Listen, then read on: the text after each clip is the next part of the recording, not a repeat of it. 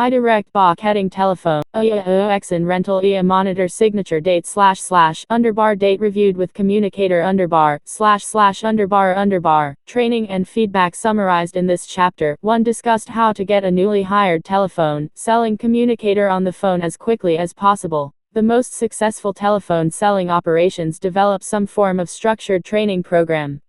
We first examined orienting a new communicator.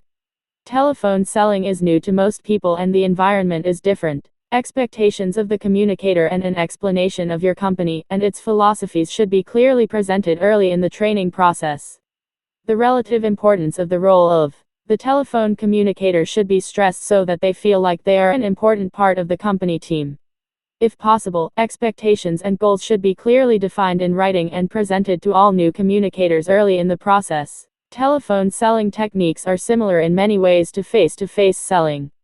Telephone selling skills were reviewed as an example of the type of information that might be conveyed to new communicators. Although many of the techniques are probably more appropriate in telesales, there are some that can be used in telemarketing.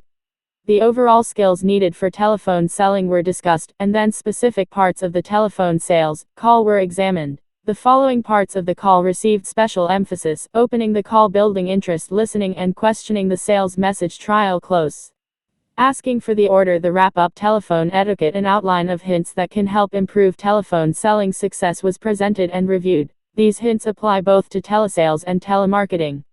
Training the communicator on how to use a script and make a call was covered next.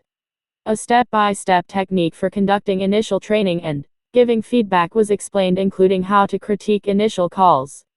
The basic mechanism for quality control and feedback in the telephone selling environment is monitoring.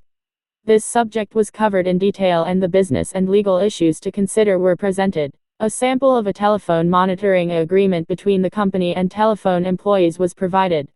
A section of The Direct Marketer's Legal Advisor, by Robert J. Posh, Jr., published by McGraw-Hill Book Company, New York, NY, was included to clarify how to implement monitoring. Once monitoring is implemented, you have to develop a uniform methodology to evaluate and critique telephone selling calls. A complete system to do this, including forms and measurement criteria, was included. 231